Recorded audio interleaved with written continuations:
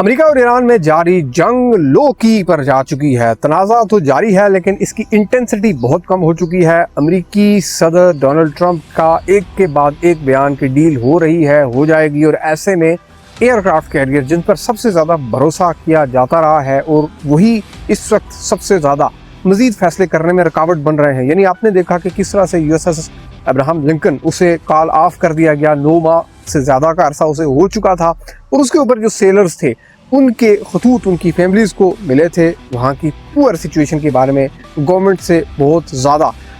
Protest کیا گیا in families سے کہ ہمارے سیلرز، ہمارے جوان، ہمارے فوجی کس حالت میں ہیں، لہٰذا اسے کال آف کیا گیا۔ لیکن ایسے میں امریکہ نے اپنا USS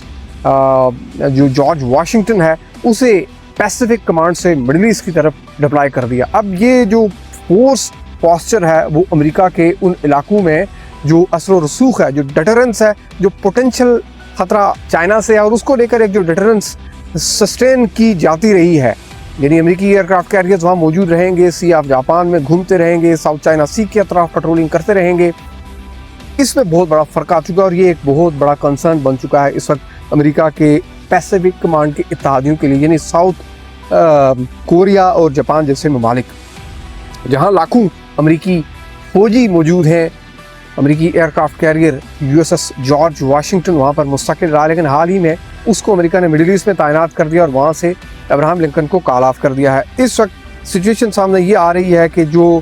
Japan, C of Japan سے اس کو ڈپلائی کر دیا گیا، تو اس کے بعد کنسرنز ہیں جاپان میں بھی اور ساؤتھ کوریا میں بھی، کیونکہ پہلے ہی امریکہ patriot missile batteries south Korea سے اٹھا کر مڈل ایسٹ میں ڈپلائی کر چکا ہوا ہے ایران کا مقابلہ کرنے کے لیے، تو اس سے ایک امبیلنس کریٹ ہو چکا ہے۔ یہاں ہمارے سامنے جو اس وقت ڈیولپمنٹ موجود ہے اس پر ماہرین کے تبصرے موجود ہیں کہ جارج واشنگٹن جو ہے ایئر کرافٹ کیریئر، وہ ایشیا پیسیفک کمانڈ سے اسے سینٹ کام میں یعنی مڈل ایسٹ کے اندر ڈپلائی کرنے کے نتیجے میں کتنا فرق پڑ رہا ہے، اور اس کو چائنا کے تناظر میں کیسے دیکھا جا سکتا ہے۔ کیا اس سچویشن کا فائدہ چائنا اٹھا سکتا ہے، نارتھ کوریا جیسا ملک اٹھا سکتا ہے، جو کہ اس وقت امریکہ اور ساؤتھ کوریا کی ڈرلز کے دوران کچھ میزائلز فائر کر چکا ہے، ایک اپنا میسج جو ہے وہ ڈیلیور کرنے کے لیے۔ تو اسی طرح سے رانگلی کوٹڈ پیٹریٹ نہیں بلکہ terminal high altitude area defence system جو ہے وہ ساؤتھ کوریا سے مڈل ایسٹ میں امریکہ نے ڈپلائی کیا تھا۔ تو اس وقت ساؤتھ ایشیا میں جو ایشیا پیسیفک کمانڈ ہے، جس کو لے کر مختلف اسسمنٹ سامنے آتی رہی ہیں، تو اب یہ بات یہاں ہے کہ جو امریکہ کا 2026 کی جو نیشنل سیکیورٹی اسٹریٹجی ہے اس میں یہ چیز واضح ہے کہ burden sharing and burden shifting, اسی کے کنٹیکس میں کچھ آپ کو نئے ملٹری الائنسز، یعنی چاہے سعودی عرب، پاکستان اور ترکی کا الائنس دیکھنے کو ملتا ہے، لیکن سوال یہ ہے کہ اس کا اس معاملے سے کیا تعلق ہے، تو یہ آگے چل کر ہم اس پر آتے ہیں۔ تو اس وقت جو ایک سینئر فیلو ہے ولیم ینگ، جو کہ senior analyst north east Asia کے حوالے سے انٹرنیشنل کرائسس گروپ میں، انہوں نے کہا ہے کہ اگر ہم اس چیز کو براڈلی دیکھیں تو اس کا امپیکٹ امریکہ کے جو ریجنل ڈیٹرنس ہے چائنا کے اگینسٹ، اس کے اوپر پڑ رہا ہے، یعنی ویزیبلی کہ کویسچن یہ اٹھ رہا ہے کہ امریکہ کو اگر ایسی بڑی جنگ متھے لگ جاتی ہے تو اس کو اپنی ڈیٹرنس کیپیبلٹیز ایک ریجن سے شفٹ کر کے دوسرے میں لے جانی پڑتی ہیں۔ اور امریکہ کے ایئر کرافٹ کیریئر جس پر اب چیز اسٹیبلش ہو رہی ہے کہ آپ اتنی لمبی ڈپلائمنٹ 6 مہینوں سے اوپر کی جنگ میں، اور پھر ایئر کرافٹ کیریئرز تو عام طور پر ایکٹیو وارز میں اس طرح کی سینیریو ڈفرینٹ ہے، پہلے ریئر اس طرح کا سینیریو رہا ہے اتنے بڑے ایئر کرافٹ کیریئرز کے ساتھ۔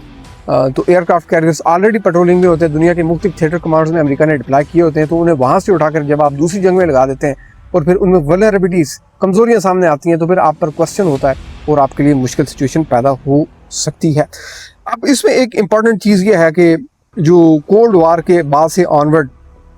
چین کے حوالے سے امریکہ کی یہ اسٹریٹجی رہی ہے کہ اس کو کنٹین کرنے کے لیے یہاں ہمارے ایئر کرافٹ کیریئر مستقل موجود رہے گا، اس کی پیٹرولنگ رہے گی،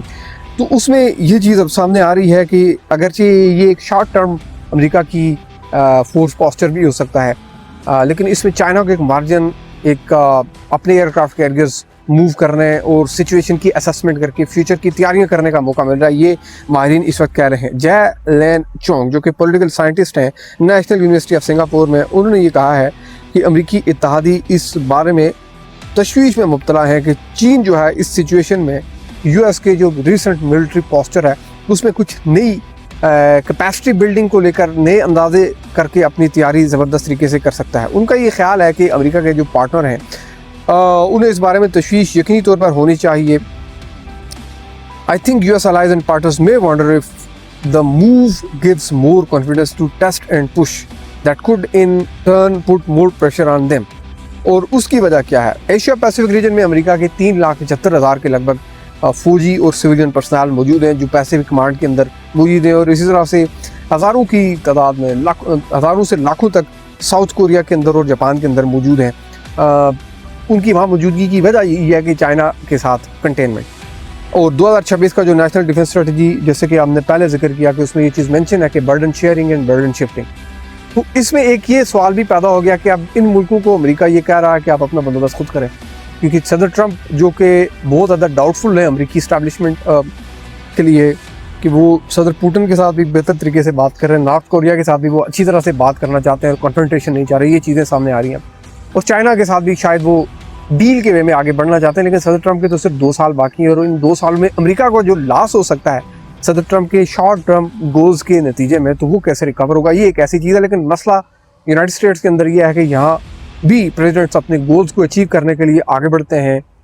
اور شارٹ ٹائم میں بڑے گول اچیو کرنے کی حکمت عملی پر کام کرنے کی کوشش کرتے ہیں, اور شاید وہ اس میں صدر ٹرمپ ابھی تک ایک خبروں کی حد تک 50-50 ہیں, کچھ کامیاب ہیں اور کچھ ناکام ہیں. تو 2026 کا جو نیشنل ڈیفنس اسٹریٹجی ہے اس میں یہ بھی شامل ہے کہ یورپ اور ایشیا کے جو امریکی اتحادی ہیں وہ اپنی گراس ڈومیسٹک پروڈکٹ یعنی کہ ملٹری ایکسپینڈیچر جو کہ سیکیورٹی سے ریلیٹڈ ہے اسے بڑھائیں کم از کم 3.5% تک, اور 2030 تک انہیں 1.5% تک ہر حال میں خرچ کرنا ہوگا. اب یہ سچویشن ہے کہ امریکہ نے کچھ ہفتے پہلے نیٹو اتحادیوں کو ایک سروے پیپر بھیجا اور یہ پوچھا کہ امریکہ کی جو اسٹریٹجی ہے ڈیفنس کو لے کر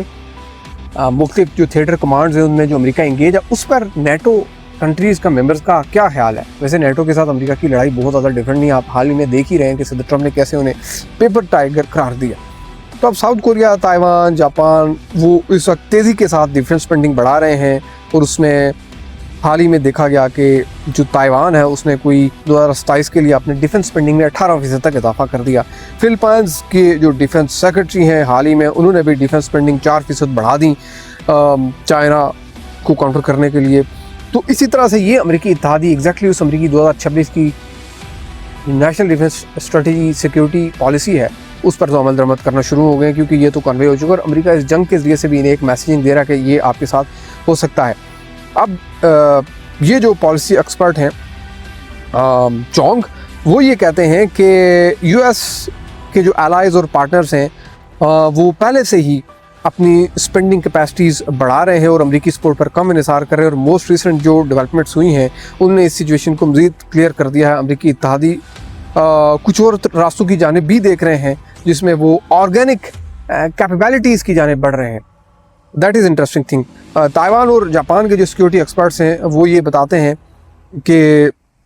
امریکہ کے جو مفادات ہیں جیسے کہ امریکی ایئرکرافٹ کیریئرز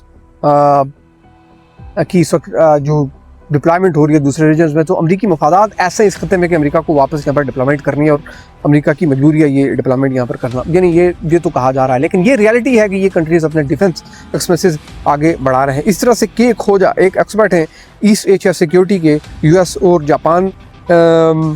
کے جو الائنس کے اوپر وہ کام کرتے ہیں یونیورسٹی آف سنگاپور میں, ان کا یہ کہنا ہے کہ اس وقت جو ڈپلائی ہو رہے ہیں ایسٹس مڈل ایسٹ کے اندر وہ شارٹ ٹرم پرسپیکٹیو کے لیے ہیں, لانگ ٹرم تو نظر نہیں آ رہا. لیکن اگین ان کا بھی یہ کہنا ہے کہ یہ شارٹ ٹرم امریکی گول ہیں. تو یہ ہے سارا سلسلہ. اب اسی کو اگر آپ زوم آؤٹ کر کے جیسے ہم نے کہا کہ جو 2026 کا اسٹریٹجی پیپر ہے جس میں برڈن شیئرنگ اور برڈن شفٹنگ کی بات کی گئی ہے, اور اس میں امریکہ کے ایشیا پیسیفک کمانڈ کے اتحادی تائیوان, جاپان, ساؤتھ کوریا یہ اپنے ایکسپینسز ملٹری کے بڑھا رہے ہیں. تو آپ کو پھر مڈل ایسٹ میں دیکھ رہے ہیں آپ کے کیسے سعودی عرب ترکی اور پاکستان جیسے ممالک کے ساتھ معاہدے کر رہا ہے اور باقی ممالک بھی آ رہے ہیں. تو یہ exactly fulfilling the U S 2026 جو اسٹریٹجی ہے burden shifting and burden sharing. Thank you so much for watching.